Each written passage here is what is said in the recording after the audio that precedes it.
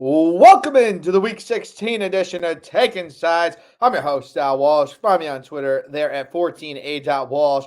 Find my gorgeous co-host, Paulie Parlays, over there on Twitter at Game Day Facts. Also, make sure you guys are following the show at taking_sides. So here we are, Week 16 of the NFL season, but of course, we got to talk some MLB to start off because I can't stand these Mets fans right now. Acting as you talked about it before the show, acting like they won the World Series already. I'm on a thread with my best friend and his cousin, who's also a great friend of mine. But we got one Philly fan, myself, my friend, a Met fan, and we got a Brave fan on there too. And the Braves fan, chimes in today like, "Oh my God, this is great for you guys, blah, blah, blah." And of course, I'm the hater because, listen, the Phillies got Trey Turner, right? And these guys got Carlos Correa, a guy who has never hit more than 30 home runs or had over 100 RBIs. And this is with the aid of trash can banging, right? So, and now he's probably going to have to shift over to third base. As I heard today, he said he would only shift to third base for one man, Francisco Lindor. But I am interested in your take on this. Are you as pessimistic as I am in the Mets' outlook this season? So the joke in my group chat, which is 80% Mets fans, 20% Yankee fans, which is where I fall, was how do you feel about having a cheater play third base? The Yankees have never had one of those because this is the same scenario as A-Rod when he came to the Yankees, where he moved from short to third only for Derek Jeter. Carlos Correa was on the cheating Astros, said he'd only move to third for Francisco Lindor. I'm like, guys, we're in the same place. Just 10 years later, 15 years later. Was it that long ago? What was that? 2000. I'm trying. Like they won in 2009. So when did A-Rod sign there? Whatever. It's a long time ago. I know A-Rod was with the Yankees in 2004. Maybe 2005. Maybe 2005. I was at Montclair State when it happened, and I lost my Boston Red Sox hat the night of Game 3 of the ALCS. So I feel like me shedding the Boston hat was the precipice for the comeback for the Red Sox. Oh, that was it. So, look, the Mets are 100% better today than they were yesterday. There's no way around that. This is a $300 million shortstop who's going to play third, which will help their defense. I wonder where he's going to bat in this lineup. Look, the Mets are better today than yesterday, which is great. But I think we've proven year after year, just because you win the offseason doesn't mean you win the World Series. Oh, no. And I also wanted to bring it up because Passan had the list of all the free agent signings from the Mets. Carlos Correa, $315 million. Brandon Nimmo, $162 million. Edwin Diaz, $102 million. Justin Verlander, $86.6 million. Kodai Senga, $75 million. Jose Quintana, $26 million. Omar Narvaez, which I actually like, $15 million. Adam Ottavino, $14.5 million. David Robertson, $10 million. Total outlay, $806.1 million. As to my response, all that for another first-round bounce. Can't wait.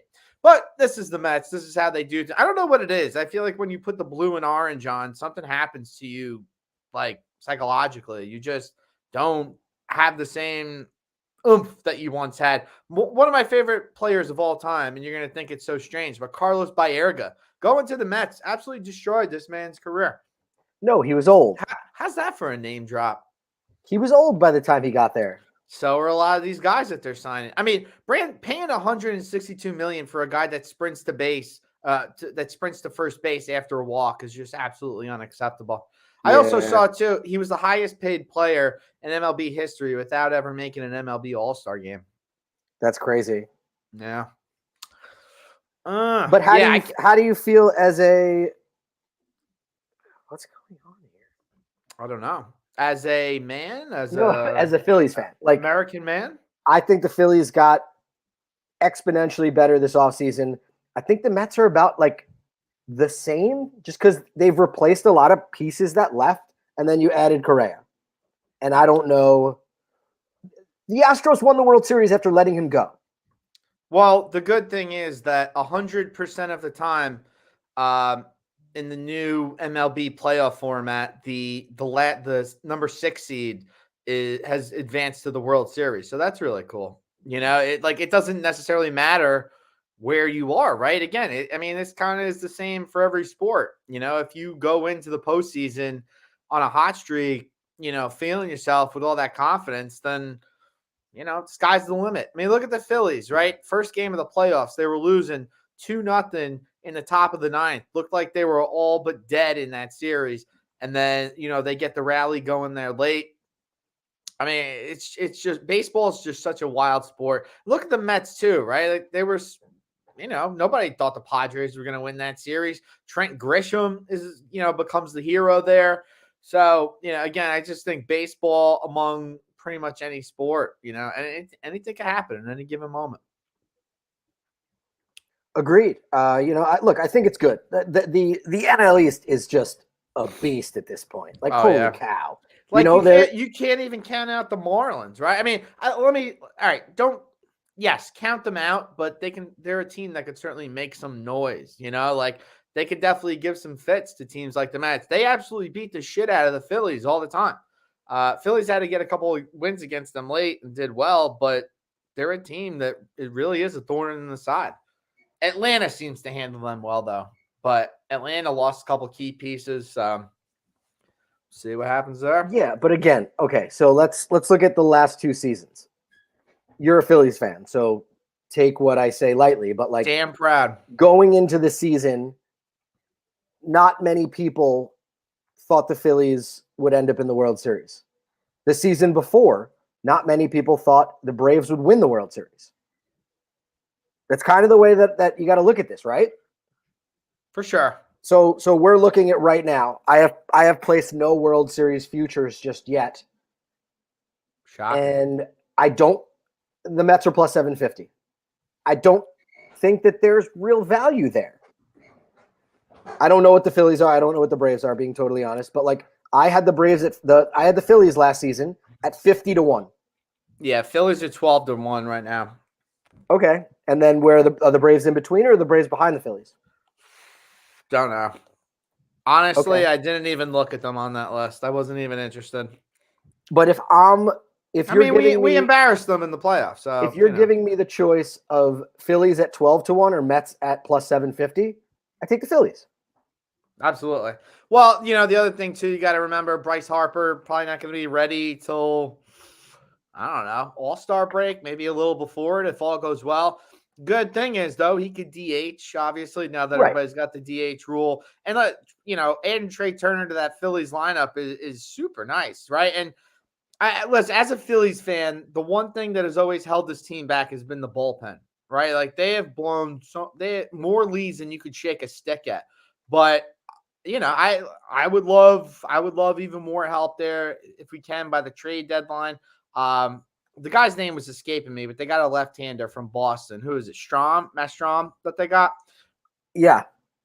Yeah, so good arm out of the pen there. I know that they lost David Robertson, who had, he had a couple nice innings for them down the stretch, although he hurt himself during the celebration. One of the playoff wins wasn't available for the Padres series, but this is I'm confident in what this team can do. I am a David Robertson fan, like of course. I loved him growing up on the Yankees. Now that he's on the Mets, it's going to be weird. Well, David Robertson, his first stint with the Phillies was an absolute disaster. They signed him that huge deal. I think he only pitched in maybe something like 10, 12 games throughout the entirety of his contract, but like he was just hurt the whole time. And, I'm glad that he got that second chance and, got the Phillies. I don't want to say got the Phillies to the World Series, but, was part of that World Series run there because, obviously you said David Robertson around Philadelphia before last season. It was just vomit all over the streets, possibly all over children, depending which fans that you're talking about. But listen, the fact that the Phillies went to the World Series last year, I'm more than happy with that. If they don't do shit for the rest of my lifetime, sure, it'll be disappointing, but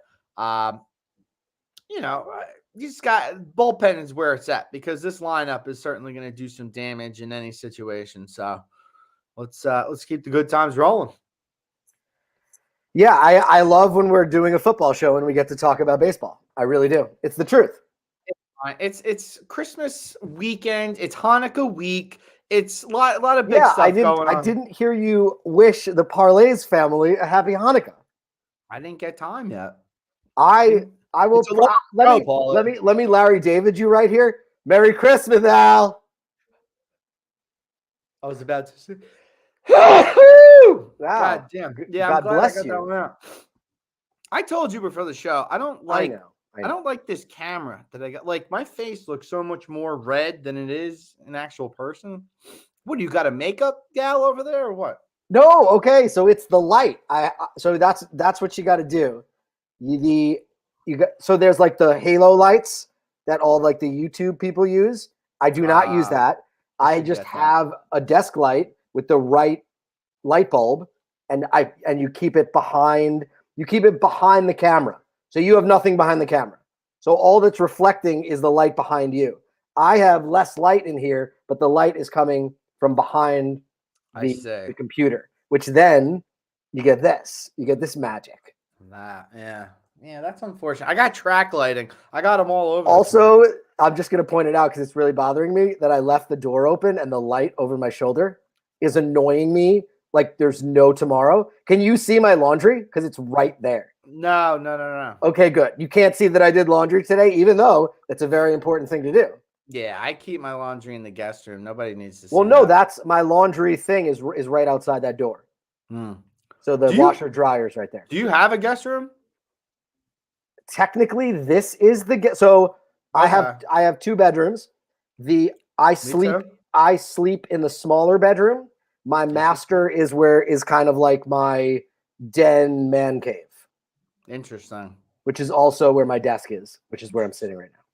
Yeah, I had to take the bigger room. There was no so there's a bed in there. I'm trying to get like somebody to take it because I have this like sauna sort of device and I kind of just want to make that my zen room, but because nobody's slept over here. I mean, well, if they slept over, they were sleeping in my bed, but nobody's utilized the guest room yet. I only have 1 bed as well. I actually have a friend who wanted to stay with me for a bit. And I was like, I got 3 couches, but I only have 1 bed. So like, it wouldn't make sense for you to stay here. You got to tell that friend. I actually saw a great deal on Amazon the other day. An air mattress that looked like a regular queen bed. It's not though. I get what you're saying. It's still an air mattress. No, but it was elevated. Like it looked good, man. $120. I cannot sleep in an air mattress. Like my body just won't let me.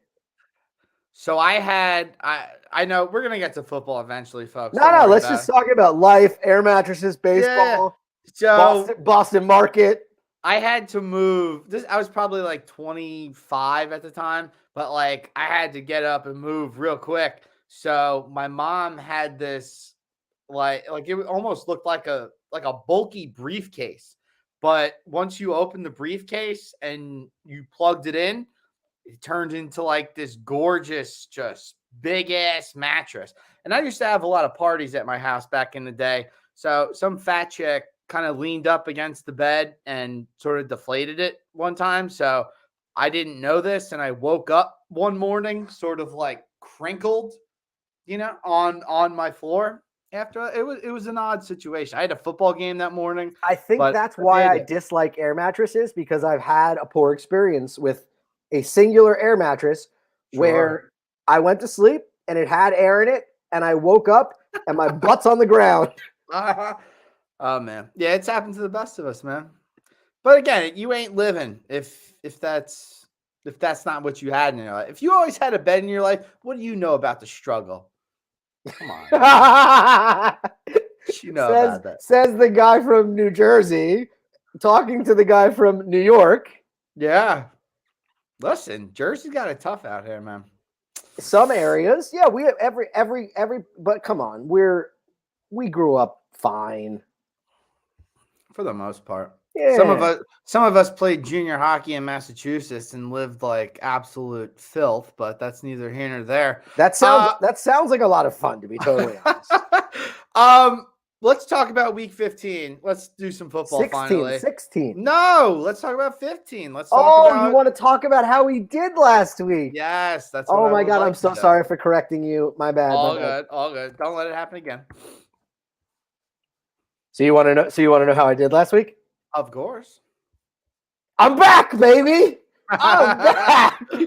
It's been a while. So it's been like I track every week. But let's also preface this by you are Paulie parlays, so parlays are much harder to hit. That is where the Yes, sports but books make but their I'm mark. usually okay. Let me grab my notepad because I don't want to misspeak. All right. So we track every week. Yeah. It had been okay since week 9 is the best way to put it because I won week 7, I won week 8. Since week 9, I lost week 9, I lost week 10, I lost week 11, I lost week 12, I won week 13. Yes. Week 14 was my worst week of the season. Oof. And then week 15 was then my best week of the season. So it's been like 7 weeks of hell, honestly. Wow. But last week was my best week of the season. Like it wasn't even close.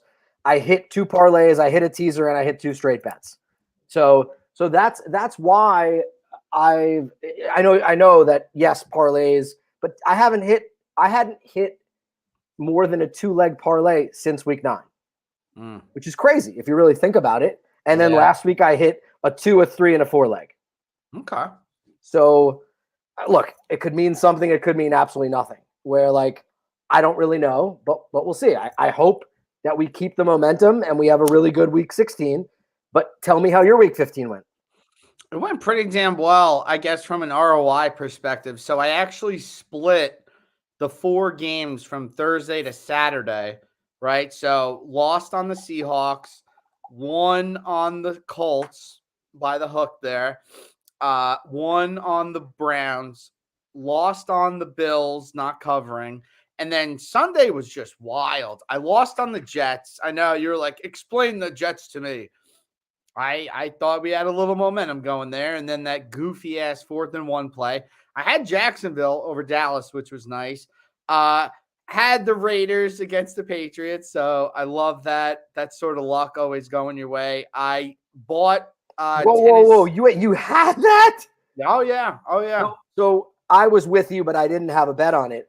What was your reaction? Did you watch it live, or you? Because I just started getting messages like, what the F just happened in the Pats game? I was very down in the dumps because it looked like my 4:00 window was just going to shit.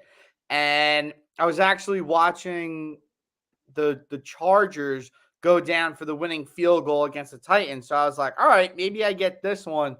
But I just didn't like the way that things were going in that Raiders game. Like Patriots felt like they had all the momentum. And then that happened. And I pretty much like jumped on my buddy's back like an orangutan does to like a zookeeper. And we had that. The Bucks absolutely made me feel like the most worthless piece of shit in the world again. And then the Sunday night, I lost on the over because I thought I was going to be some sort of, adventurous fella. But I did take a small $10 prop bet there on the Giants defense to score a touchdown. Thank you, Mr. Thibodeau. I appreciate that. So Yes, I not that I evened out there, but I definitely minimized the loss. And then Monday night, I did a little manipulation of the lines there with the Packers game. So I took, and it turns out I didn't need any manipulation. Packers and the under combined together, nice little plus 175 sandwich. Looking good going into Christmas. People are getting good gifts. love it. I love it. I gotta show you the gift that I got my grandma. I'll just tell you about it. I got her a sweatshirt. Just describe it perfectly. I shopped local, and on the sweatshirt it says, if it's a black one like this, just no hood. If it's from Bayonne, leave it alone. that means leave me alone. So my grandma will be wearing that sweatshirt now to all her bingo nights. Wonderful, wonderful. That's Okay, right. so just because you just said this, it's a very important question. It has been affecting my life since the year 2005. Erectile dysfunction? No. Ah, If you're having a discussion with someone right. and they said to you, "Do you want a regular sweatshirt?"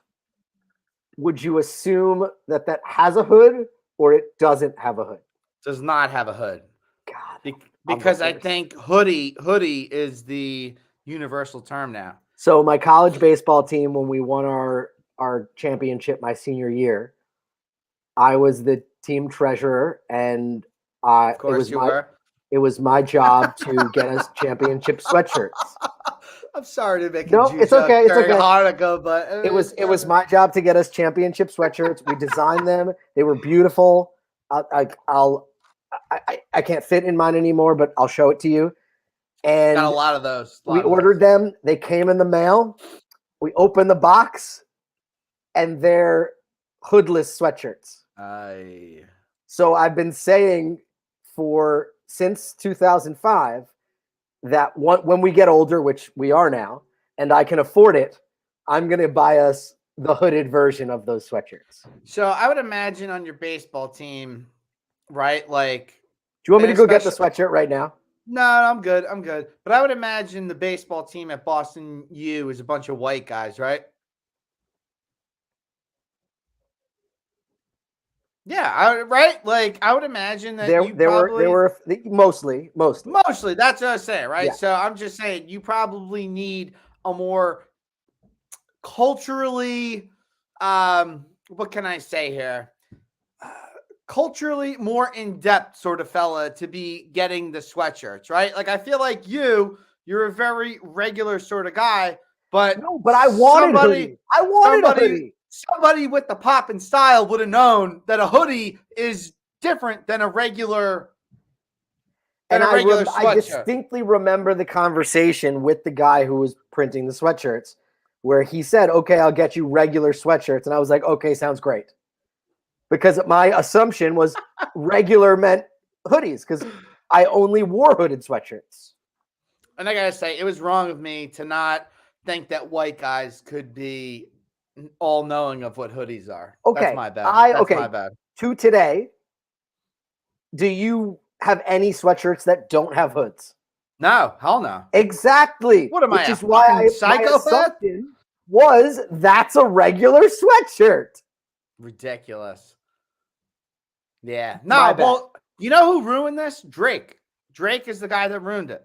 Why? Because he wears the hoodies without the hood. Or I'm sorry. The hoodies without the hood. He wears the sweatshirts without the hood, and it's a very like collegiate sort of thing, or like a business sort of thing, because you could also wear the collared shirt. Yeah. Over the thing. Right. So instead of a sweater, he uses the sweatshirt. Yeah. There was actually a guy on Shark Tank a couple weeks ago who he made shirts specifically to go under the sweater, right? So it wasn't necessarily like, your Ralph Lauren button up. It was sort of more like a golf shirt sort of thing with the button up collar, but it was specifically to go under the sweater. I got to check that out. I love Shark Tank. The Sharks laughed him right out of the room. Right. Agreed. Because it's such a niche market. Come on. It's also not something that anyone needs. You don't know. No, these Wall Street types, they love that shit. Yeah, they like to wear their expensive shirts underneath their expensive sweaters, and then you put the vest thing on top of it.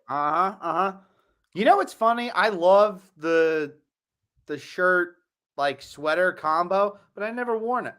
I have never worn a collared shirt under a sweater in my life. Yeah, I feel like my belly would be protruding too much. I would rather wear a t-shirt than wear a collared shirt under it. That's my thought. And if I'm wearing a sweater, I'm just wearing a sweater. Yeah, that's not bad. Hey, I don't want to jinx it, but 25 minutes, no internet interruption? No picks. No picks. All right. Now we gotta go. Do you think that we should just rattle off the picks and be done in a half hour? We could. No. Come on. We'll do it. Could. We'll get through. We'll still get through it in an hour. Easy. God, I feel like I dipped my face in Frank's Red Hot.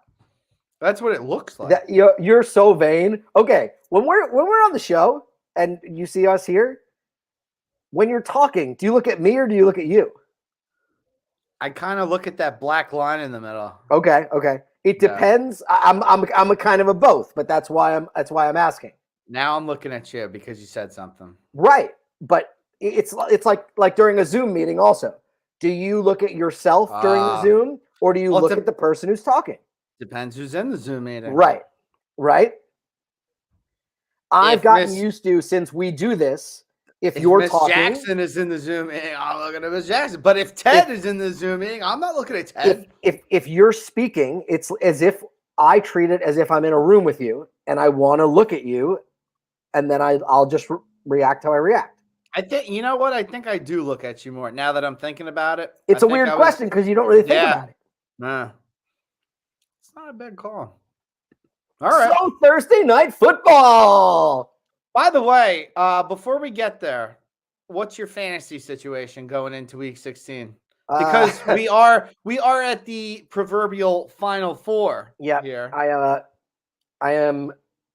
am no longer alive in. No. I'm only in 2 fantasy leagues.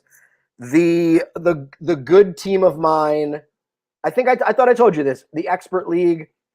That was my better team this season because I had to sell off when I had Tua, Trey Lance, and Javonte Williams as my 3 keepers. So that team was done in week 3. My better team was the 6 seed according to the standings, but the way it works is the 5 and the 6 are the teams with the next most points after 1, 2, 3, and 4. So we missed the playoffs by 7 points throughout the whole season. 7 points, which is like, it's crazy to think about that. Like, that's one player 1 week. Let me ask you about this, right? Yeah. So one year I had, I hosted a fantasy league. We were doing the radio show that year, and I didn't have head-to-head matchups. I did 12-team league. If you had the 6 top points, you got to win that week. If you had the 6 low points that week, you got a loss. Your thoughts? And should more fantasy leagues be like that? Are you being serious? Because I've brought this up. Up like 100 times. So the way the expert league works is the first 3 weeks are exactly that. Top 6 get wins, bottom 6 get losses, and then you play everybody once for the rest of the season. I think that every fantasy league should be top 6 get a win, bottom 6 get a loss every week, because it still comes down to the Monday Night Football game. And the addition to that is I would love it if I'm in a league like that where you still get a weekly winner, because then everyone cares about everything. The last game includes everybody because the 6 and the 7 is always close, or it's like 4, 5, 6, 7, 8, where I don't get why the randomness of a schedule that makes no sense matters. Yeah. I'm 100% with you. I have been pushing exactly what you say for a good 10 to 15 years because I got kicked out of a fantasy league for suggesting exactly what you just suggested. That sounds like a dictatorship. The commissioner got so mad that I was trying to change his rules that he kicked me out of the league. He kicked me out of the league, and a guy that I was like half friends with backed me up and also got kicked out of the league. Wow. So it went from a 12 to a 10-team league because I tried to make a suggestion about the way that, the dictator was running the league. Major drama on the lengthy island out there. Wow. Yeah, that's nuts. So yes, if I agree, let's put together a league with me, you, Anthony. We'll get Zach. we could actually have like a really good group of guys. I think We so. should do a league where it's top 6, bottom 6 every week, but then you got to figure out, would the playoffs be the same way? Where yes, that's how I did it. That's exactly how I did it. So 6 teams make the playoffs, top 2 get buys, the bottom 4 are playing against one another. Correct. I love it. I absolutely love it. Hell yeah. Because then you're ultimately going to get the best team. It's the true winner. That's how I looked at it. So in my longest running league with my friends from high school, we give the most money, or used to, it changed recently, to the most points over the season, because I think that's the winner. Head to head is random, and it's not real because there is no defense. You can't stop a team. So I love this idea. Let's make it happen next year. All right. I had 2 questions for you, and we could open up to the audience as well. So I will be heading into my first playoff matchup here. I got the bye week as the overall number 1 seed, most points in the league by far. Thank you, Travis Kelce. By the way, did you take a look at the tight end numbers from this year? Because Kelce, compared to the rest of the field, is just bananas. It's like he's like 100 points better than the next guy, which is probably like Mark Andrews or something. Like, it's nuts. Yes. Anywho. So speaking of that, I feel like Travis Kelce, usually there's like a random guy that's a league winner, which I guess would be, Williams on the Lions. I'm just like naming a guy that like changed a team and made them what they are. Jamal Williams. Oh my God, I couldn't think of his first name. I feel like that's Kelce this year, which is weird for a first round pick. That usually doesn't happen. So it was actually more than 100 points. To be specific, it was 124 points. Now, again, I'm going according to DraftKings points here, which I feel like is, it's the most relatable to most fantasy leagues. So up to this point, Kelce has 91 receptions. The next closest tight end has 65. Kelce also the only tight end over 1,000 yards. And Kelce with 12 touchdowns, and no other tight end except Juwan Johnson is close. He has 7. And again, Kelce has the tits matchup this week against the Seahawks. This is probably the match. This is the one that George Kittle just went bananas in. So this is great to have in the playoffs. So my first question here for you is, I have Kelce's in there no matter what, but I had such a great depth of running backs this year. So heading into this matchup, I've got Mixon, I've got Kenneth Walker, David Montgomery, and Jerick McKinnon. I'm gonna play all 4 of them this week because we don't do a kicker in this league. Yeah. So we have 2 flexes. So it's 2 running backs, 3 wide receivers, tight end, 2 flexes, quarterback, defense. You cool with that, running with 4 running backs this week, especially with the cold weather, which we will certainly get into this week? Yes. So that same team that was in but missed the playoffs, whatever it is, it sucks. I don't think I was winning anything anyway. But that same team, I had Chubb, Fournette, Patterson, and Antonio Gibson. So a lot of weeks I was playing 4 running backs.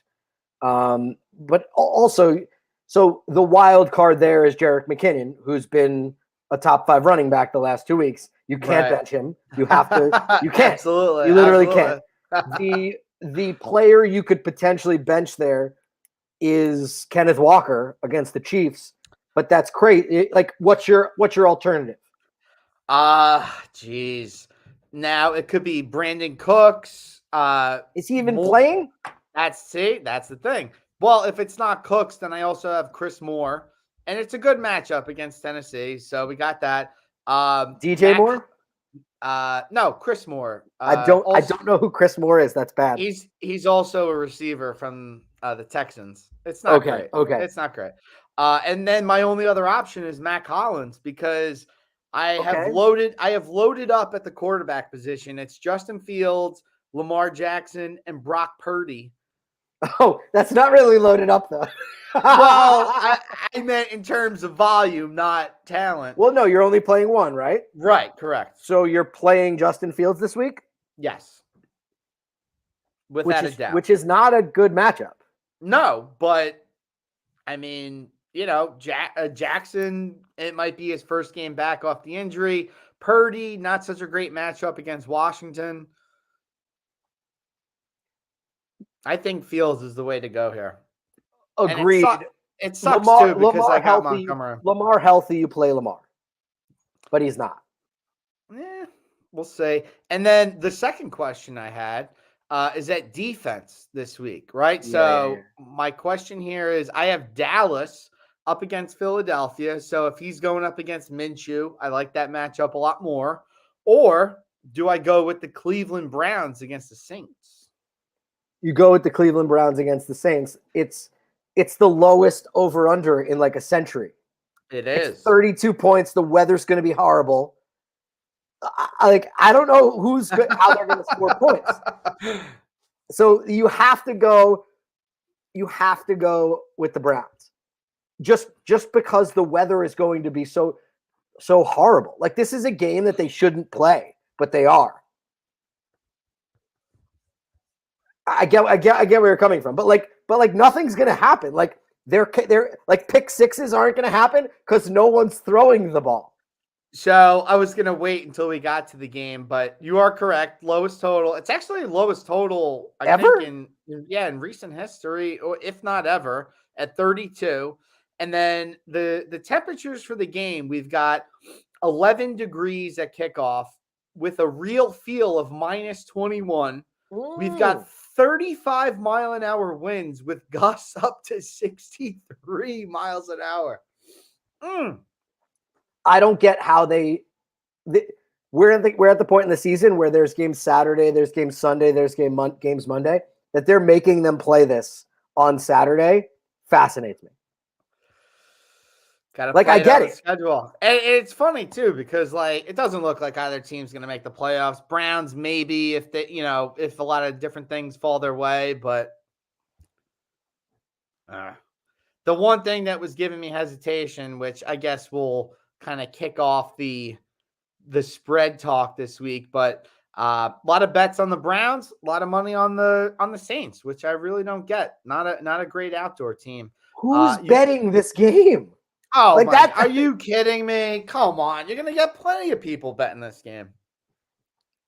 I will say this though, right? Like the matchup that I had this week, I'm projected to win by 20 points, but I think that it is a nice 5 or 6 spot at least, right? For the Browns. Just in terms of, you're probably going to get a turnover or two. Kamara might be running into it like a big bumper stopper the entire game. I mean, obviously the 32-point total speaks for itself.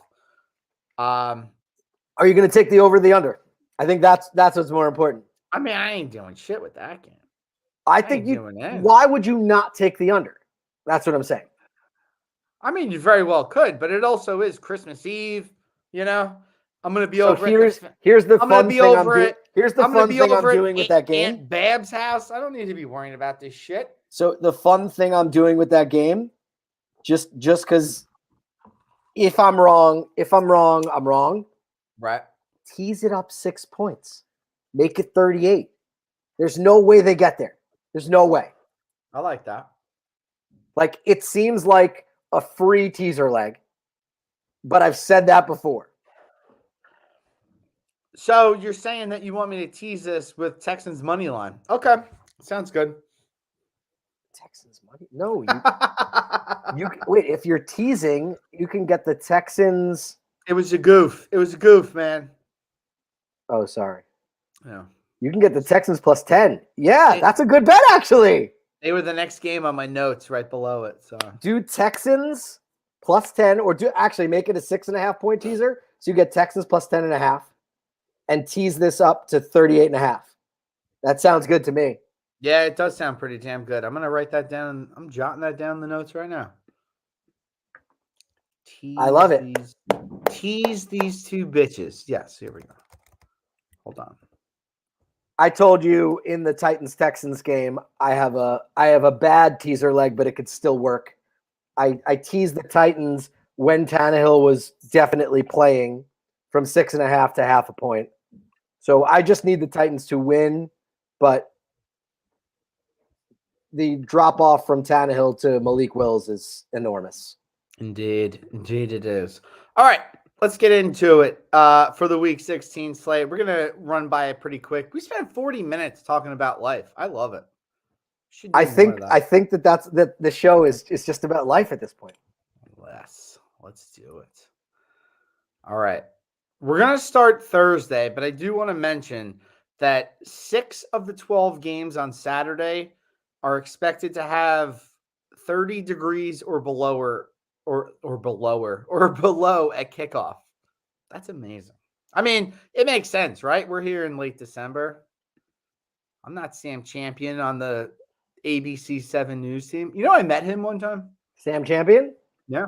Nice. That's cool. Actually, he interviewed. I did like a ABC News sort of like job conference. He interviewed me. Not a lot about weather, sports, but that's all right.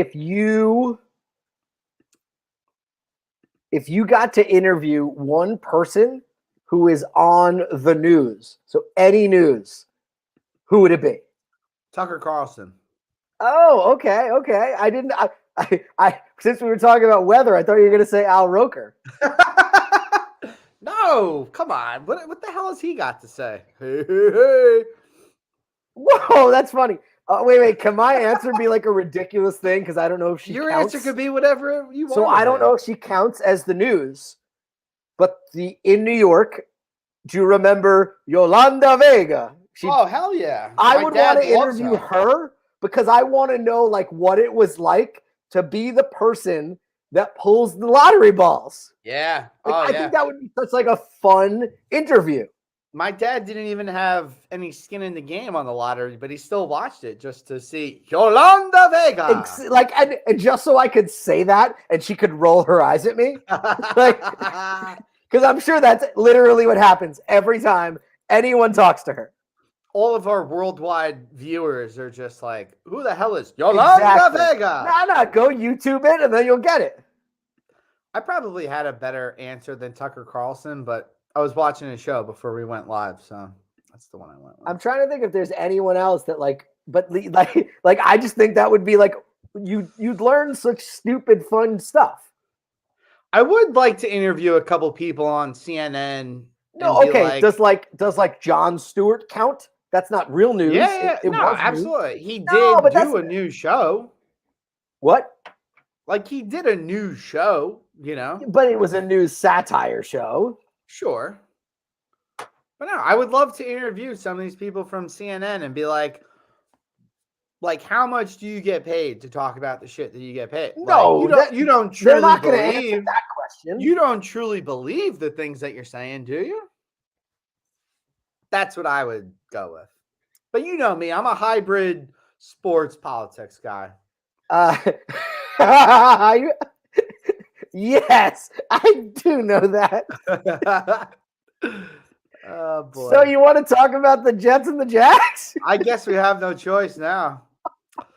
All right. So Thursday night, which is actually tomorrow, we're going to see the Jacksonville Jaguars coming into MetLife Stadium.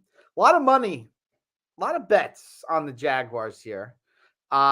We have now seen the Jets go up to 1.5-point favorites, which is very interesting. Even more so interesting. Did you know that since week 9, Trevor Lawrence leads the NFL in passer rating and touchdowns with 14? Did not. Well, the passer rating is not 14, but the touchdown passes are at 14. Pretty damn good game against Dallas last week. It did have that one fumble at the end, and he was backed up there by the Jacksonville defense. That was a phenomenal game, by the way. I was very happy with the score being within 3 the whole time there. Yep. Considering I had Jags, I actually bought it up to 5 in that one. But I mean, Jacksonville's obvious. Stop buying points. I always buy points, man. I love it. But no, listen, this Jags team has been playing so much better. And again, the public saw them beat the Cowboys last week. And of course, everybody saw the Jets fail with Zach Wilson there at quarterback. And Freudian slip right there. That's what everybody's thinking nowadays. I got to go with the Jets. I'm a sucker for punishment. Although I did bet the Jets a lot early in the season last week, and it paid great dividends. I'm still willing to ride with this Jets team, even though a little banged up at running back. Zach Wilson trying to figure his shit out. I don't think Mike White's going to be in this game, but this is a very interesting matchup. Jags 2 games behind the Dolphins there for that last playoff spot. Dolphins, they have a pretty interesting game on Christmas Day against Green Bay. So, some of these AFC teams like the Patriots, the Jets, Jags, a lot of these teams feel like they got a shot right now. So interested to see where you're going on this one. I love the Jags. Yeah, I know. We talked before the show. No, why do you always give it away? Don't do that. So look, being in the heart of Jet/Giants country, but a lot of my I'm there too. Contemporary. Well, you're cusp Eagles. I feel like no. I live 15 minutes in the stadium. So where I live, it's only Jets Giants. If you root for another team, you're a weirdo. Asshole, yeah. Well, like a friend of mine's a Cowboys fan. And I'm just like, how? Like, you grew up here. There's 2 teams. The Bills are in New York too. And you root for the Cowboys? Like, you're a front runner. Because you grew up, they were good. And you were like, oh, let me root for them. Have you ever seen that movie Beer League with Artie Lang? Possibly.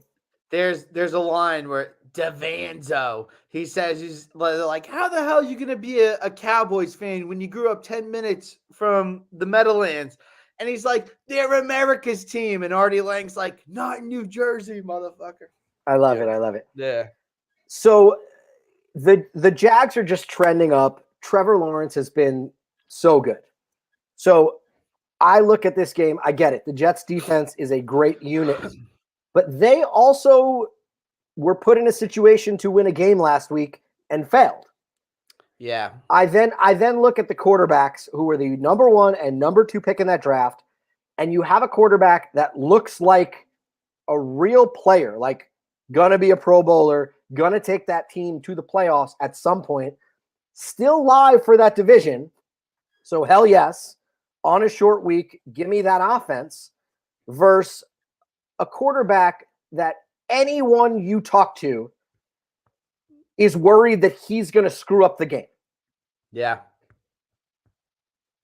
Is the Jaguars defense as bad as Zach Wilson? Yes or no question? No. If your answer is no, then we have to take the Jags. No, we don't. Listen, here's the other thing too, right? Short week game. Jets, they were at home, no travel. Jags got to travel. Now, how do the Jags deal with the cold? I feel like the Jets, they're built for this sort of game. Jaguars, they're living pretty down that. Well, I shouldn't say pretty in Duval County, because if you ever been there, it sure as hell ain't pretty. But there's facets to this game, right? And the other thing too, Paulie, how many times have we seen it where over 80% of the bets and 80% of the money are on one side? They absolutely fail. I can't explain it. It's probably some WWF shit, but I don't like that everybody's on the Jags, and I don't like that everybody's on the Jags and the line is going in favor of the Jets here. No, I hear you. I totally get it. Trust me. Where if this wasn't one of the games that I bet early in the week, I would say 80% of the bets, let's just take the Jets. But I already have money on the Jags, so I'm going to stick with it. There was a point, I think even earlier today, it was Jets. It was a pick'em between the 2 teams. At some point during the week, you could have gotten the Jets at +1.5. I mean, this line has been bouncing all over the place, but coming up here to kickoff, things seem to be going in favor of the Jets, while the bets and the money are going the other way. So I got to take that. And also, too, I'm looking at the money line here. You got about 80% of the bets on the Jags for the money line. You got about 75% of the money on the Jets there for the money line. I like those numbers, man. I have one more question. Let's do it. You're going to answer your own questions and tell me if I'm right or wrong. All right. Doug Peterson or Robert Saleh? Doug Peterson. Okay. There's another plus for the Jaguars. See, I don't like reasoning. I don't like it. You want to just here's what we're going to do. Next week, we're just going to put names in a hat. Whatever name we pick out, we have to place a bet on them. No, I don't like that. That's ridiculous. So maybe I guess we're taking a side. So we need our first take a side of the week. I'm on and this is a pick 'em. Straight pick 'em. No points.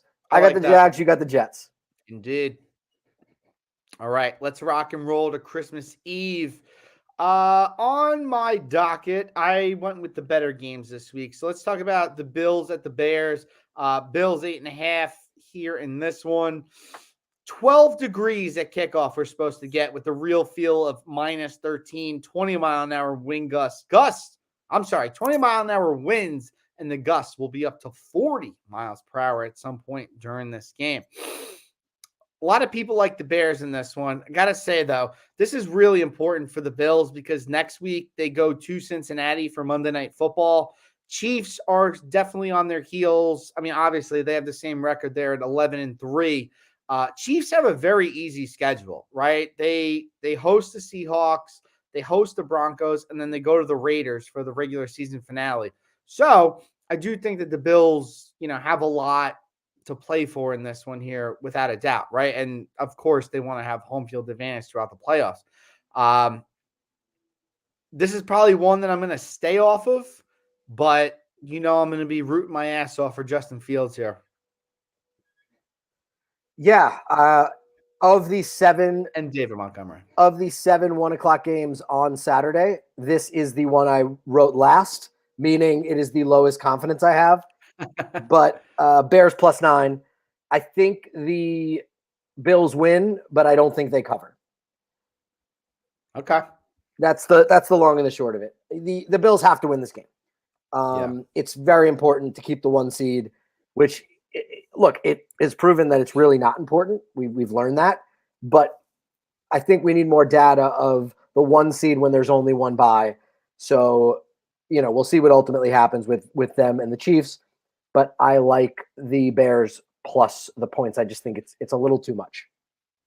We did have the total drop big time in this one. We're looking at 40.5, depending on where you're betting. And, of course, what would you expect from a late December game in Chicago? You do have 2 quarterbacks that are pretty mobile, which is interesting. I think that's probably how the ball is going to get moved the most in this one. Obviously, the running backs, for both teams. Montgomery probably going to do a lot of heavy lifting here for Chicago. Bills probably going to go more of a committee operation, but I mean, I could get down with the under in this one.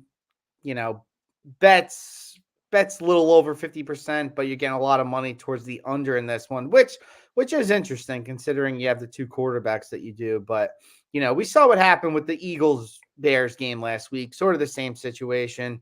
Although Hurts did turn the ball over quite a few times in that one, did wind up getting the shoulder injury. So something to look at there. But, I mean, again, this is probably just going to be a nasty game. I hate that I got to go with Fields at quarterback in my league, but what are you going to do, You're going to hope and pray that he has a rushing touchdown. I mean, listen, it's Christmas. I should pray anyway, right? I guess. Is that what you do on Christmas? I don't know. I thought you put I missed Christmas. I missed Christmas last year. Where were you? I had the COVID. Oh, Lord. Yeah. I was just tired. That's all. It was actually funny. I had one of the most peaceful, couple of days of my life last year. While I had the COVID, whatever, I'm just going to go with it. I put a vodka seltzer in a bottle, and I just took a walk along the water in Bayonne there because I knew nobody was out, and I certainly wasn't staying in the house the whole time. So it's funny. What you just described is why I love it when it rains. I go for walks in the rain with an umbrella because no one's outside. It's so peaceful. Try it for me one day, and then you'll understand. Okay. But the next time it's raining, not like bad rain, but like a drizzle when still nobody's outside. A drizzle's fine. I go out with an umbrella with my headphones on, but there's nothing on the headphones. I just put them in and I just walk around. Yeah. And it's so peaceful.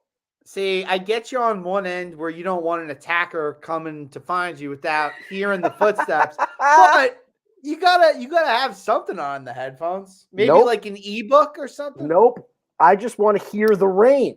Because think about it. What's one of the options that you put on your white noise machine? It's the rain. It's so peaceful. Once you try it, you're going to be like, Paulie, that was so great. Thank you for telling me to do that. I might not do that. I don't think I'm going to do that. You want to do it together? We'll hold hands? No. But we can stay under the same umbrella. Also, too, speaking of the ebook, I may never read again. I think I'm just going to do every book. I'm going to do it the George Costanza method and go with the audiobook. What was the joke? It was, whose voice was it that like kept messing with him? It was his. It was his own voice. Oh, it was his own voice. Yeah. What a great show. All right. Seahawks and Chiefs. Chiefs 10-point favorites. God, I love the Chiefs in this one. I don't think the Seahawks in recent weeks have been absolutely demoralized. And we talked about it pre-show, or actually, no, not pre-show. We're during the fantasy segment. But Travis Kelce, man, he is in for a huge day on Saturday. Seahawks are absolutely abysmal covering the tight end. Who's the best pass catcher on the Chiefs? Oh, you guessed it right, folks. It's Travis Kelce. Also, the resurgence of Jerick McKinnon is just absolutely phenomenal. Take what you saw against the Texans last week with the Chiefs, put it to Betty by. This is going to be a big win for the Chiefs on Sunday. Saturday. Jesus, I got to get used to this. Isn't it crazy that like all the games are on Saturday? They are. I wrote about it for Caesars today, which you'll see in your email account on Friday. Can't wait. Can't wait to read it. Do you get a byline or no? I don't, but I'll just tell my friends. I know I know him. I know Caesar.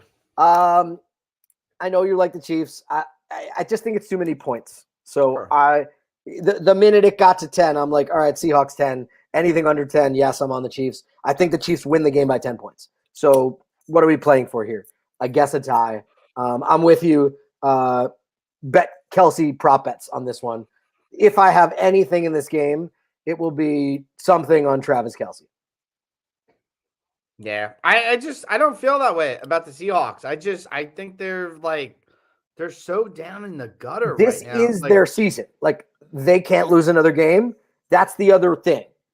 Also, well, okay, so part of me is like, okay, yeah, Seahawks, but I have a comeback player of the year future with Christian McCaffrey, and he's second behind Geno. Yeah. I don't get what Geno came back from, so I'm still confused. Mediocrity? The favorite versus a guy who's been injured for 2 seasons and has been amazing.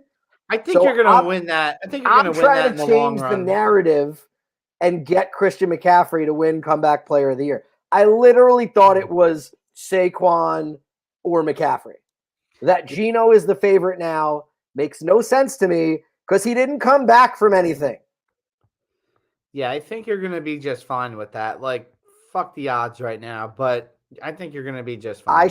Look, how does no one realize, like, that, like, if McCaffrey is that's what I said. If McCaffrey's healthy, he has to win this award. I guess it's the quarterback position. Like, that's right, the only thing I can really think of. It was Burrow or Dak last year or 2 years ago, whatever that was. Was that last year? There's such a quarterback bias. But again, Geno hasn't come back from anything. He was their starting quarterback at the end of last year. Like, come on. You are not wrong, my friend. It's just really frustrating that, like, this guy, I love Geno. Like, I'm a fan of Geno. His road has been weird and rocky, but he hasn't come back from anything other than coaches not starting him. He's still sitting in the green room. Nice. That's wonderful. So yeah, whatever it is, I'm more like, can we start the narrative of Christian McCaffrey for comeback player of the year? Yeah, you're going to be just fine. All right. Giants at the Vikings. Vikings 4-point favorites in this one. Vikings taking 67% of the money on the spread. A lot of bets and the money line going in the Vikings on this one. I know we talked pre-show. This is kind of what you were alluding to, but I gotta tell you, I think I like the Giants here. They win outright in this one, and the Lions. Now, well, this is where I was going. I do like them to win outright. My rule of 200 is here because the Giants are plus 175 on the money line. If they win outright and the Lions and the Seahawks lose on Sunday or Saturday, then they are going to clinch. They're going to clinch their first playoff spot since 2016. That's part of the reason that I'm wearing this Giants jersey. It's a wait, are the numbers on? Oh, is that a number? Nope, that's not a number. Nope, it's a Lawrence Taylor. So we're going like all-time great Giants. But I also don't know why it's silver. Like I like it. It's a cool jersey. But like I don't think they've ever worn this. Like I have a cool Lawrence Taylor jersey and it's silver. But go Giants. Not that I can't get back on the bandwagon. That's like against the rules, right? Because I wrote them off even though I'm forced to be a Giants fan. Yeah, I mean it's like a weird spot. But I like the Giants +4. I think the Vikings win by 3. So, like, you could take a money line, do whatever you want. I like Giants +4, all about it. What's the over-under also? I got 48 since this is one of the 48. Wow. 48, yeah. I like the under then. I think that how do I explain this? Take your time. I did because I'm trying to formulate the thought, which literally just paused in my mind. I think the final score is 20-17, so that's 37 points. Okay. Where that you're saying it's 48, I just can't fathom these teams scoring more than 4 times each. You're correct. So that's like sort of why I'm on the under. Yeah, could be. But again, the fact that this is one of the indoor games, you might provide a brilliant point here where people will see that and they'll be like, holy Moses, I got an indoor game that I can bet the over on. And yeah, we don't have too many. I feel like the Giants defense is trending up slightly just because Kayvon Thibodeau is so good. Yeah. Oh my God. What a performance. He is such a good player. Watching him last week, I was like, yo, he looks just like Micah. This is awesome. Like that. He's like Micah Parsons. But in the same breath, the Giants corners are still banged up. Adoree Jackson's still out. Like he makes a huge difference. But if Thibodeau and Sexy Dexy are getting to the quarterback, it makes up for the fact that there are cornerback deficiencies. And then this Vikings defense, I don't know. Like, I don't know what to think of them. What the thing that worries me is Justin Jefferson just going batshit crazy against the Giants. Which the fantasy team would absolutely love. By the way, let's not forget, too, here, Minnesota Vikings 11-3 on the season. They've only got a point differential of +2.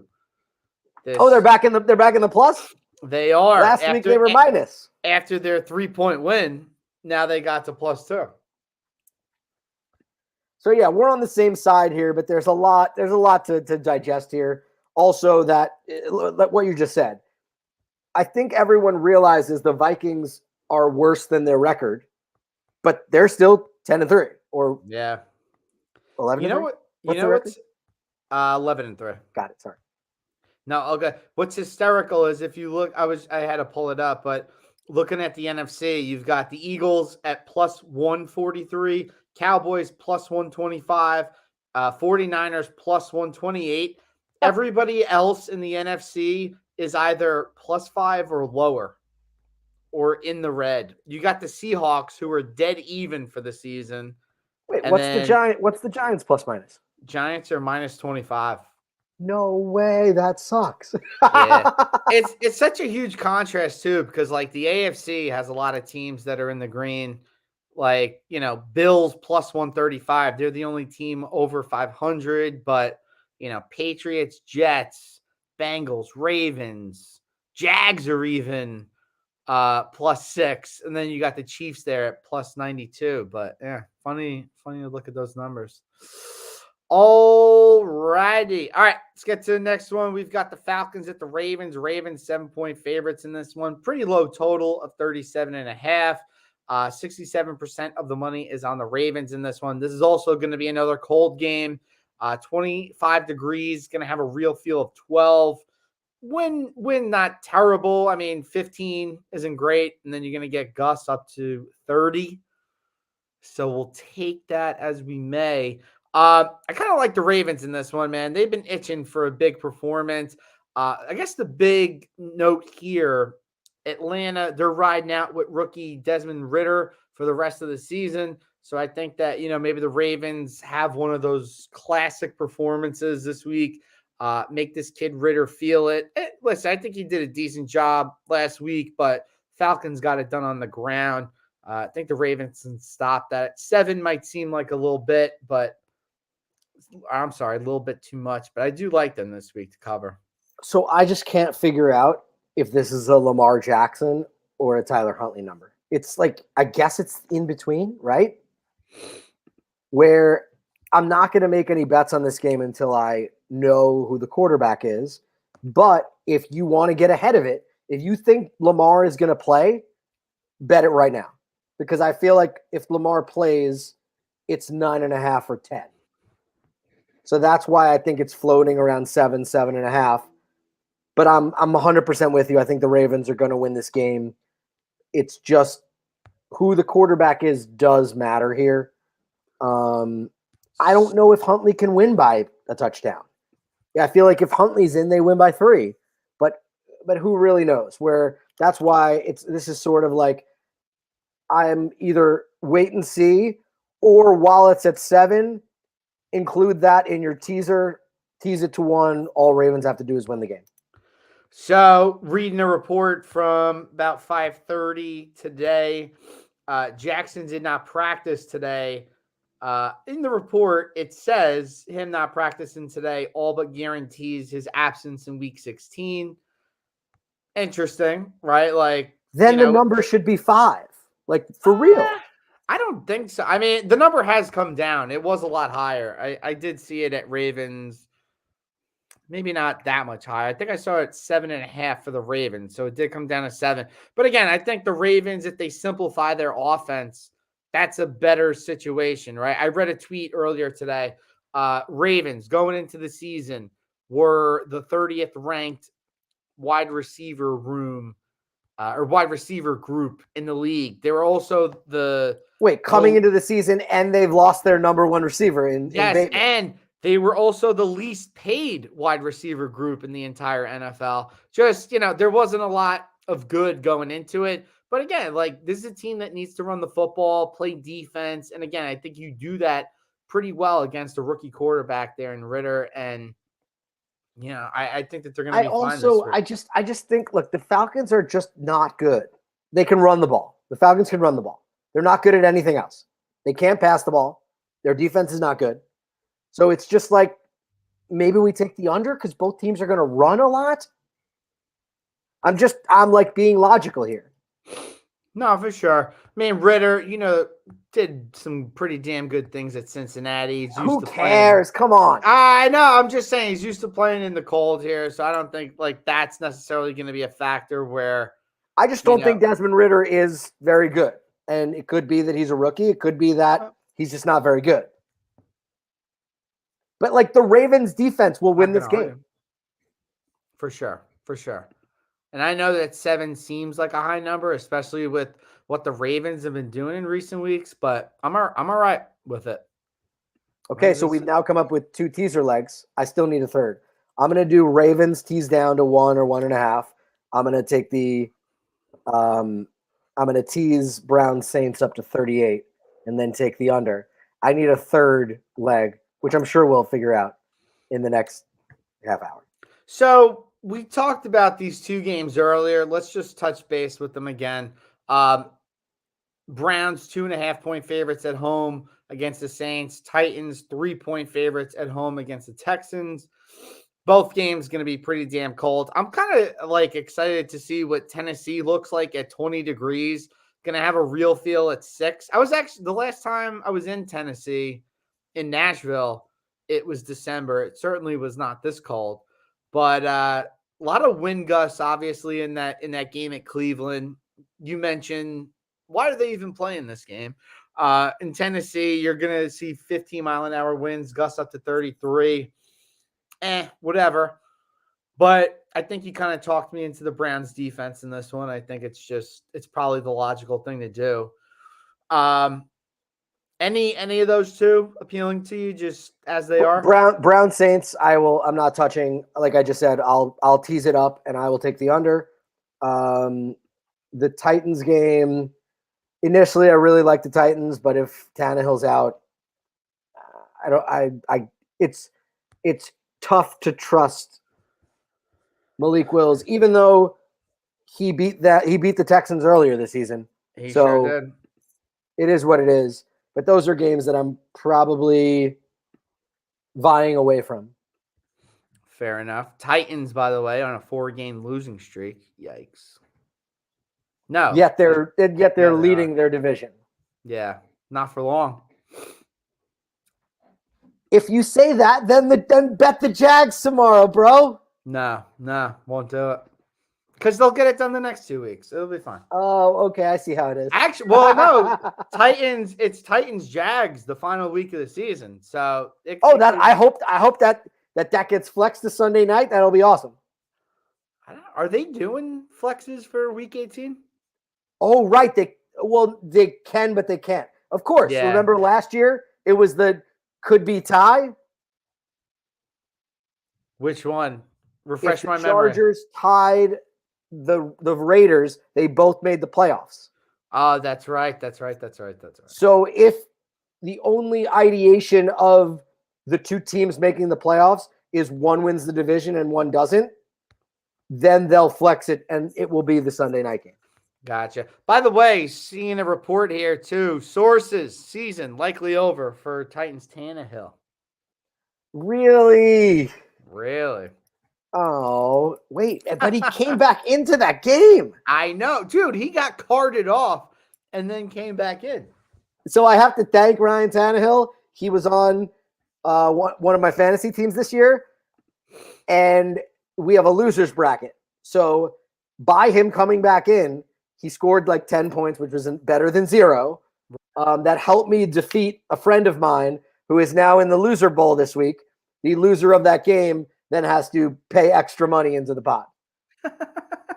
So I'm middled at this point. I didn't make the playoffs, but I'm not in the loser bowl, so I'm good. So in honor of that, I will leave Ryan Tannehill in my quarterback spot for a week that means nothing to me. That works. All right, let's go Lions, 2.5-point favorites at the Panthers.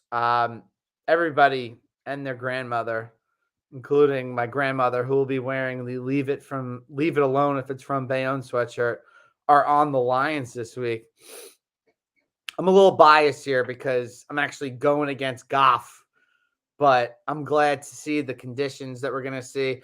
You know, not the worst in the world, like 33 degrees, winds aren't that bad. They're going to see gusts up to 28.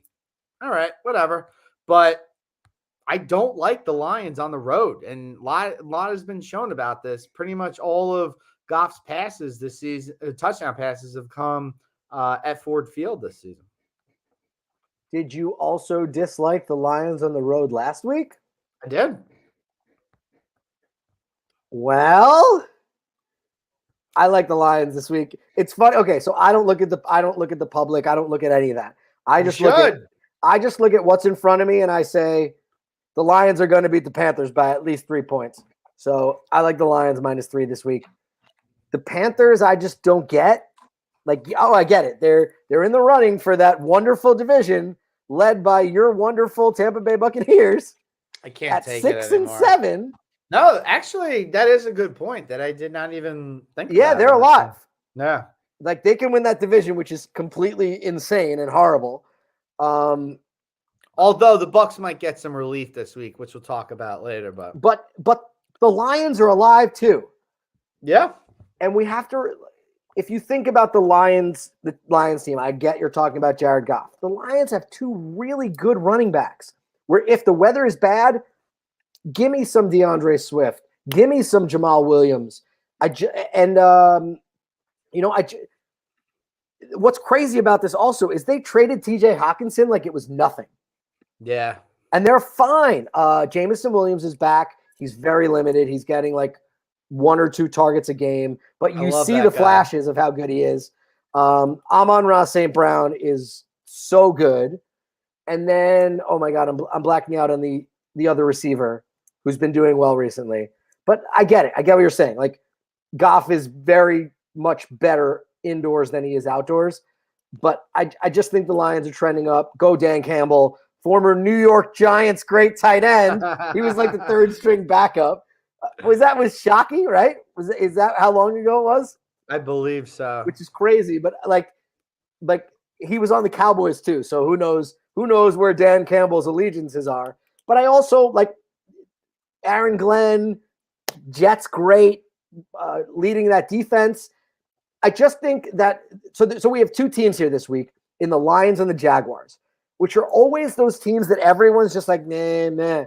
I think this is the year that they like finally turn back into not the teams that we just poo-poo. Yeah, and that's why I'm on Lions -3 against Carolina, because they're that team. Go get your top 5 pick.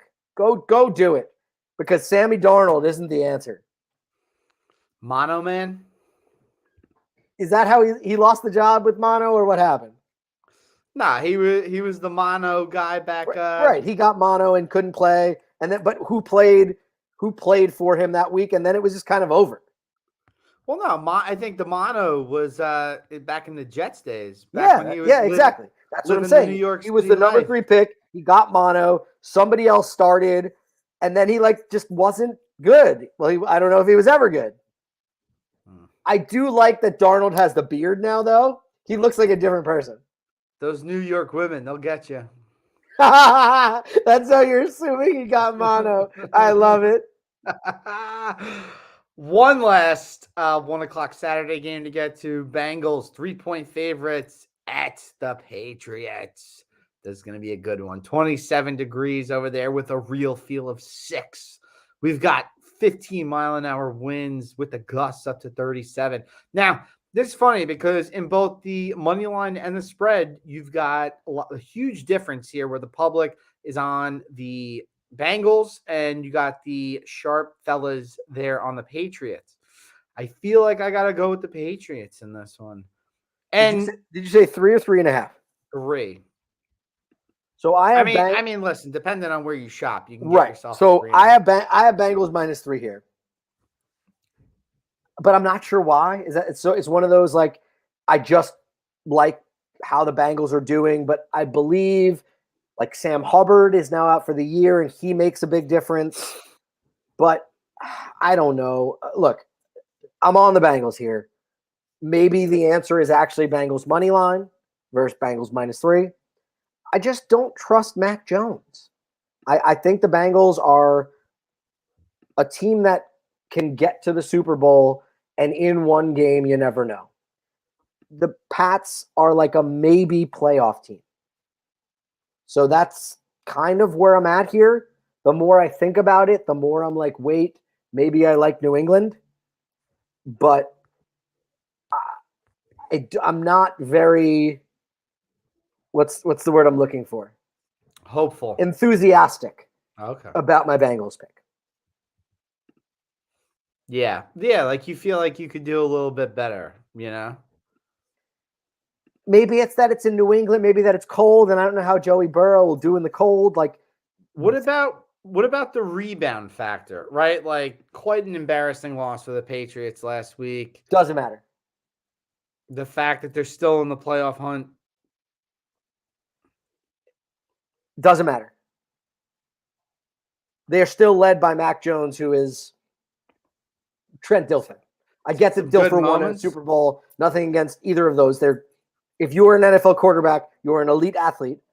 But Mac Jones isn't winning you games. Joe Burrow is. I do feel like the Patriots are a very opportunistic team. Like they did get a touchdown last week where Derek Carr threw probably the worst interception, the worst pick six I've ever seen in my entire life by an NFL quarterback. Did you see that one? Nothing will top Nathan Peterman, so I don't agree with you. But no, Carr tried to throw this like just quick out to the sideline, and the guy was right there and just took it to. Because I he knew was the like, play. Yeah, yeah, oh yeah, my yeah. I know god, what you're just talking about. He awful. literally was like, "Oh shit, I know the play. Watch this." What about how do you feel about going Patriots plus 3.5? Yeah, totally. 3 in the hook. Yeah, Okay, like it's going to that be a close works. game. This is a game I think you should bet live, honestly, because if the Bengals go up early, the Pats do not have the firepower to come back. If the Pats score early, I'll take the Bengals plus points. You know what I'm saying? Where like this Yeah, is a game where if we're caught on someone's probably winning by 3, sit on it and try to get a better number live. I think everything that I'm seeing here, and also too, my rule of 200 comes into play here, Yeah. especially with both teams. Bengals not minus 200 favorites, minus 170 there on the money line. Patriots plus 145. I feel like this is going to be a lazy effort by the Bengals. But why? That's what What it makes looks you like. say that? Are the Bengals still playing for anything other than seeding at this point? Maybe if the Chiefs fall off a little bit, but I don't think so. The only thing I could see here is maybe looking ahead to next week's game, Monday night home game against the Bills. So that's huge. So that's something that I've started doing recently. I look at who teams are playing the next week. Mm-hmm. One of those examples was the Jaguars against the Cowboys last week. The Yep. Cowboys knew they were playing the Eagles the week after. So that's why I love the Jags. This could be one of those where maybe you're right. Let's take New England because the Bengals are saying, oh boy, look, we have the Bills next week. The only interesting thing here is that so you've got the Bills at 11-3, the Chiefs at 11-3. Don't forget the Bengals do have the head-to-head over the Chiefs, but it just doesn't look like the Chiefs are going to lose any of these last 3 games. Maybe, the Bills slip up one. I don't know. Like, I don't know. I don't think that there's any, like, it's probably going to be Buffalo, KC, and the 1-2, vice Right, versa, but the whichever way one you look is at it. so different from the two. It really Absolutely. is. But I just don't think that the Bengals are getting there. You know what I mean? Right. So then the Bengals are in a spot where who are they gonna be matched up with in the playoffs? Currently, it's the Chargers. Which is hella tricky. I mean, come on. If the Chargers can put it together for a game because they have Justin Herbert, who's, elite. And if they go to 2, right, currently it's the Dolphins, but it could also be the Patriots, Jets, Jaguars, whatever And the then case is. what's the 4-5? 4-5 currently is Tennessee, Baltimore. Ooh, But that's an ugly game. There's no way that Cincinnati, I mean, unless I just don't think there's any way. Oh, no, it can't happen because Cincinnati beat Tennessee outright. But again, if Jacksonville moves into that 4 slot. So Cincy is most likely to be the 3-6. Correct. I don't know. I get what you're saying, though. But then what does next week really matter other than to play spoiler to the Bills? Right. But we're just looking at this week. Right, but again, I'm saying like the team you're playing the week after does affect you, no matter what you say. Sure. So ultimately, I just like the numbers here for the Patriots. Like I think everything's adding up for that. I had a bet in early in the week on Bengals -3, which is like kind of I can't make the bet go away, so it's there. Well, if you bet on FanDuel or DraftKings, sometimes you can cash out. I could, but I don't. But I think I might join DraftKings. They have a really nice promo. I'm not sure if it started yet. At this game, get a free T-shirt? No, it's bet 5, get 200. Okay. No matter what. So their current promo is bet 5 win 150. But Oh yeah. I know that one. but instead of caring about the $5 bet, I believe that when the promo changes, I'm not sure when it's going to happen. I don't know if it's Christmas or New Year's, but their next promo is going to be bet 5 get 200. Gotcha. I'm going to combine the rest of the show here with all the different windows, and we'll just go at it like that since we've been here for a while. But yeah, we got 4 games left. It's pretty easy. The Saturday slate is I'm sorry, the Saturday 4:00 slate is the Commanders at the 49ers. 49ers 7-point favorites, and then we got the Eagles at the Cowboys. Cowboys 5-point favorites here. Both of these games have some interesting betting market numbers to look at here. While the public is heavily on the I shouldn't say heavily, but 66% of the bets here on the Niners, you're getting about 70% of the money here on Washington at +7. And then when we look at the Eagles Cowboys game, pretty much everybody is on the Eagles in this one. I'm talking like bets, money, whatever, or I'm sorry, spread, money line, whatever it is. Everybody's on the Eagles here. It feels like too high of a number.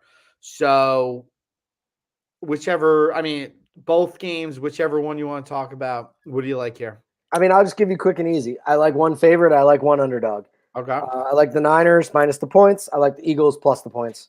Boy, I'm opposite. So I don't. If Chase Young plays, that might change my opinion on the Niners. We still don't know where he is. I get it. They're playing for their playoff lives, but this Niners team, like the defense, the special teams, and the skill position guys can carry Brock Purdy.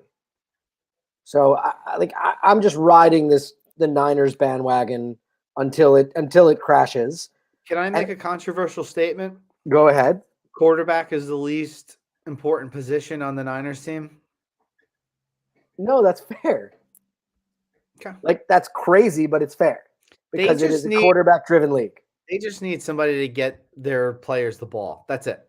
Like right, but also flashy. Jimmy cost them a Super Bowl by missing Ayuk on that pass. Literally, not Ayuk. Emmanuel Sanders. Was that sorry? Mix those two, but yeah, I don't even think Ayuk was a Niner at that point yet. Okay, and well then Ayuk took Sanders' spot, so same thing. And then I just don't look the spread if Hurts was playing was like 1. Yeah, I just don't think the drop off is as much as we think it is with Minshew playing. I just think it's too many points. That's all it is.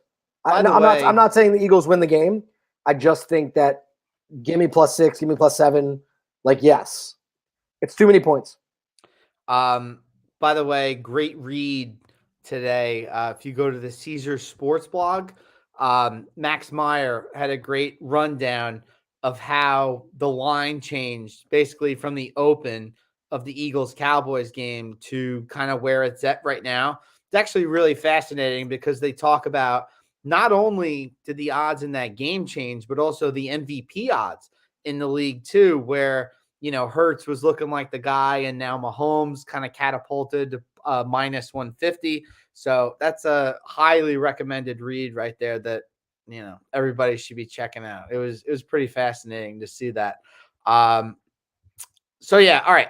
If I'm going anywhere, I'm not too giddy on the Commanders. I do like the money allocation and the bets and stuff like that. And it is a big number. I think that the Commanders can kind of hang. They do have that same type of team where they're pretty gritty, and they're not going to get their ass kicked a bunch of times. But I feel like they can kind of battle with the Niners the way that those two teams are built.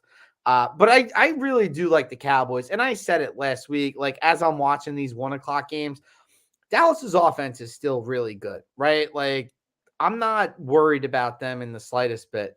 The defense, listen, Trevor Lawrence has been playing out of his mind here these last couple of weeks. So that probably looked a lot worse. What you're saying is why you should bet the Jaguars tomorrow.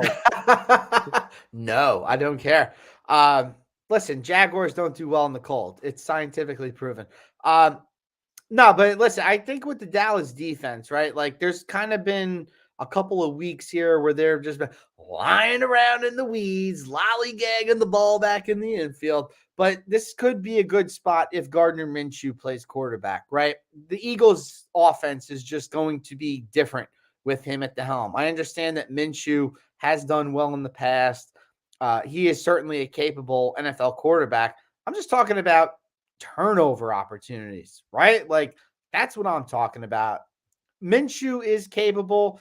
It would be his first game starting with a new team. There would obviously be some miscommunication, some sort of mishaps or whatever. But just the fact that Dallas is kind of lulled around here the last few weeks, I think it does speak volumes kind of to where this line is now that the Eagles are a much different offense without Jalen Hurts there. And they really are, right? Like, we don't have to talk about this from an X's and O's perspective. The threat of Jalen Hurts running is so real that you could just see these opposing defenses on skates every week. Whereas, all right, you're going to run the ball with Miles Sanders. Okay, like, great. That's not something I'm terribly worried about, but I do think that the Dallas defense can get to Gardner Minshew and sort of create some havoc. Also, love how many people are on the Eagles. Like, now that this line has jumped up so much, I absolutely love it. Like, you all go ahead with it. But again, this is what is giving me the agita about this fantasy defense sort of decision, right? Like, there is no decision. You're playing the Browns. I don't know. I don't know. The only way that the and I just said when we passed by the Cleveland game, I was like, "Oh, I've made my decision." look. It's very now simple. that I'm going here, like, this is what it is. The Cleveland defense will score more points than the Cowboys defense, unless Gardner Minshew throws a pick six. Then you have then it might be close. And I could totally see that happening with where the spread is at right now. Okay, that's it. It's a happenstance that you can't control, but the weather's going to be so bad. They're at most like 13 points are getting scored. I know. Like they're not going to like light them up. I know. Although I think like we're going to get a heavy dose of Taysom Hill, and they're just going to run the ball and run the ball and run the ball. Yeah, and you're not going to get any turnovers that way. No, I feel like if Coy Detmer was the Eagles quarterback, they'd be like 3-point underdogs. You know what I mean? Like this just feels like Ty Detmer the Eagle. I think it was Coy. I thought Coy was the Seahawk. God, whatever. Are you looking? Are you looking? Of course. Coy. Who the hell knew that there was a Coy Detmer Jr. That kid's got to be like playing now. No, I got a Coy Detmer, drafted by the Eagles in the 7th round of the 1997 draft. And what about Ty? Ty was on the Seahawks? I remember Ty. They call him an American coach.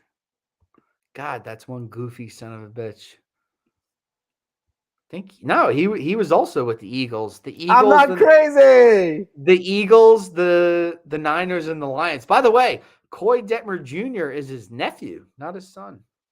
It's like Arch Manning. Gosh, this is some wild stuff. Yeah, what's up? How old are we going to feel when Arch Manning is in the NFL? Well, Archie Manning, pretty much all the Mannings are Caesar's guys. Yeah. But we need Arch in there. We should with those, what are they called? The NIYs or whatever the hell. NILs. NIL. Yeah, close. I was close. Right, but he can't do it yet. He's not there yet. I don't give a shit. I want him in there. Also, I don't think college players can be spokespeople for sports books because of the legal age thing. Whatever. We have Michigan State and LSU as sponsors, or reps or whatever the hell you want to call them. Do you want to talk about the Raiders-Steelers game? Because I don't. Okay, so Raiders-Steelers, here's what I have. I have no read on the Raiders all season because they're the weirdest team, and I'm on fire with the Steelers, and I'm iffy on the game. So that's why I would take the Raiders, but I'm probably not betting the game. I gotta say, very interesting that the Steelers are minus 140 on the money line. I've been so hot on the Steelers, and for some reason, I'm like, I don't know. We also don't know if Pickett's going to play or if it's going to be Trubisky, and Pickett is better than Trubisky. Of Like, course. I don't think there's a hesitation there. Yeah, no, none. Also, I guess we have to talk about it now, but Franco Harris died today. Yeah. 2 days shy of the 50th anniversary of the Immaculate Reception. So I retweeted a video of him yesterday, which is crazy, Yeah. on a local Pittsburgh station, like recording something talking about the 50th anniversary thing. Mhm. He looks completely fine. Like, Yeah. it shows you how fragile life is. Like, Mhm. who knows what happened? Who knows what it was? But it's really sad, Like, I don't think he was sick. It happened. Yeah. And it sucks. That's another reason that I kind of like the Steelers, though. Like, it's one of those, we're going to win the game because of this. Very, very inspiring performance coming up on deck. I can't believe I almost passed that up. That's just because it's late. What? All right, so we're both going with the Steelers. I don't know. I guess the Steelers have made me a lot of money recently. So they called this too like the Holiday Classic, which I've never heard. Well, it's because it's Christmas Eve, the last game. Right, but is this like the first time they're doing it? So I don't know. Maybe it's not necessarily the Holiday Classic. It's like the first one. Well, they're also usually Christmas doesn't fall on a Saturday night. That's why. It should. Next year it'll be Sunday. Actually, take that back. No, it should not. We should get extra days off. Next year it will be on Sunday. I don't know if that's true. I'm going to look it up. Unless it's a leap year. Do you not know that your birthday moves one day every year? All right, so hold up. Christmas Eve is on a Saturday or Sunday next year, and Christmas is on. Literally what I just told you. Okay. Did you not know that your birthday changes one day every year, except during leap year? Not necessarily. I've had it change 2 days some years. Leap year. The leap year is when it goes to, because there's an extra day. I don't want anybody to be caught off guard in 2023, but Kwanzaa will be on a Tuesday, the 26th, and Hanukkah starts on Friday the 8th. Ooh, that's really early. Yeah, I was actually interested to learn about Hanukkah. What do you want to know? I'll update you the best I can. I didn't know that it falls at different times. It's because it's the Hebrew calendar. Yes, I learned this the other day, but yeah, I was just interested to learn that. I was like, wow. Yeah. So when I do a lot of writing for Caesars, we have to be conscientious of not being like Merry Christmas. It's all like you have to say Happy Holidays. Yeah, it's like very inclusive. So I was wondering about Hanukkah, and I looked it up, and I was it's Hanukkah right now. Wow, that's insane! How it's like different. Like it's not the same day every year. It's a different world. Yeah. Yeah, crazy. I was trying to figure some stuff out, and I was like, oh my God, Hanukkah's on Sunday. So I went to my parents' house. My dad did the prayer, and I was like, okay, cool. What did you guys get me?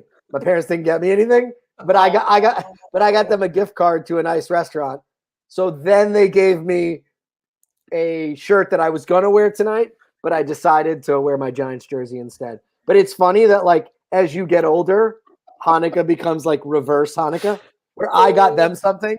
And it was just like, nah, whatever. No, usually my mom, like, I'm her only son. So she usually does a pretty good job with my parents' only son.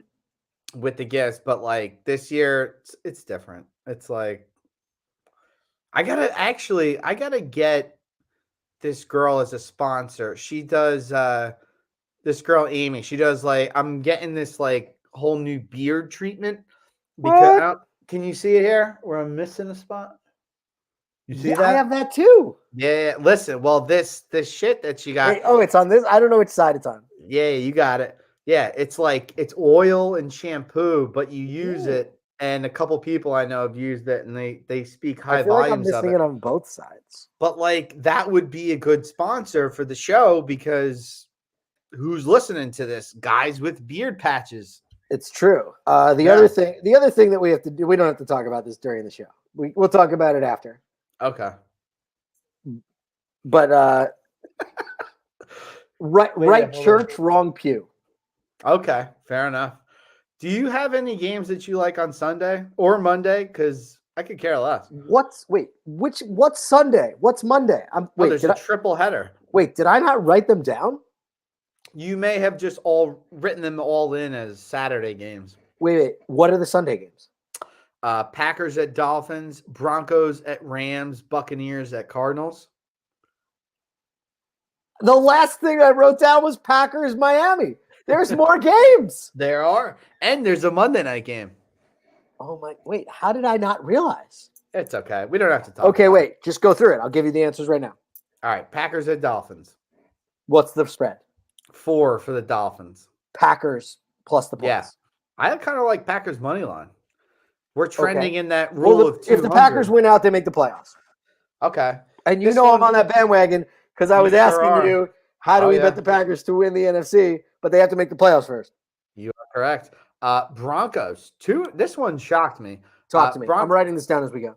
2.5 point favorites are the Broncos at the Rams.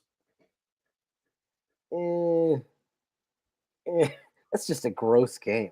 So here's the thing. If Russell Wilson plays, the Rams have absolutely obliterated him over the course of his career. However, this is a much different Rams team with absolutely nothing to play for. Yeah, it's gross.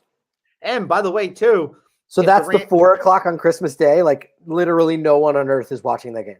Yeah, and remember, the NBA has their full friggin' slate on Christmas Day. So it's going to be like a bonanza of games. No, we're going to watch basketball. So, by the way, don't forget, currently, the number 4 pick in the draft belongs to the Lions because of the Rams. So, if the Rams keep fucking up, then the Lions are going to keep moving up. And then it gets tricky because, like, do the Lions stick with Goff or do they take one of these quarterbacks? I think you kind of stick with Goff. He was the number 1 pick in the draft. His wife is smoking hot, so that means the guy's got confidence. Or money. I mean, yeah, he's an NFL quarterback. You could fall off a horse and land in shit and still be rich. Where's my horse? The Lions? What's the next game? Bucks at Cardinals. Bucks 7.5. How did I miss games? How do you like the Bucks getting a Christmas Day game? What's the spread? 7.5 for the Bucks. But Kyler Murray and Colt McCoy are both out. So I believe that leaves Trace McSorley as the Bucks by a million. And that is the last leg of my teaser. I will tease it so it's just Bucks to win. Okay. Yeah, it's Trace McSorley. Oh, yes. And then Don LaGreca's favorite quarterback is the backup. David Blow? Yes. Are you familiar with the work of David Blow? I love that that you don't have to say it, and I knew the answer. Yes. I haven't listened to them in a while. Whenever I'm in the car, like I put those guys on. I think Don and Michael are great. I don't know how I feel about Rosenberg. Rosenberg's a nice guy. Did I tell you I met them You told me you went to their thing that one time. Yeah, it was the year after we stopped working together. But I went to, it was the Niners Chiefs Super Bowl, the Friday before that. Went to the show and they were so cool. So I got nothing. Love to hear that. I got no bad words to say about those folks. Only good things.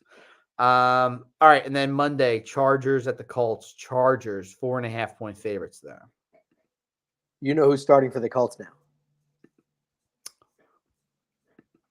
You don't know. I don't care. To be quite honest with you. You know why you care? Because it's Big Dick Nick. Big Dick Nick. Nice. I didn't know that. He announced it today. I kind of like the Colts money line now. I like the Colts plus the points. They could really fuck the Chargers season up right here. Colts plus 4.5, yeah. With Nick Foles, yeah.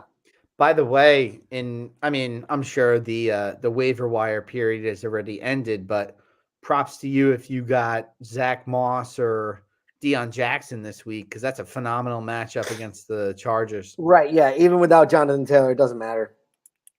Yeah, I'm cool with it. All right. Good I'm show. mad. I'm mad at myself for literally skipping half the games by mistake.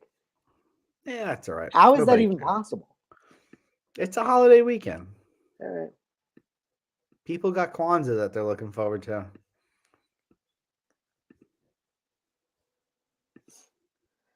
So that's it, man. Let's have an awesome Christmas weekend of games. Merry Christmas to you. Merry Hanukkah to you. Happy. We say happy. I don't know. Happy Hanukkah. It's Happy knew Hanukkah. that. It's Merry Christmas. I knew It's that. It's Happy New late. Year. It's late. We're both fading here. Yeah, man. I also had to keep it a little lower there on the pitch because of the they got a baby up there. Okay. Yeah. Let's do it, man. This has been awesome. Go Jags. Let's go baby. Jets. All right. Me, Paul, the rest of the internet. We gone. Happy holidays, folks. Peace.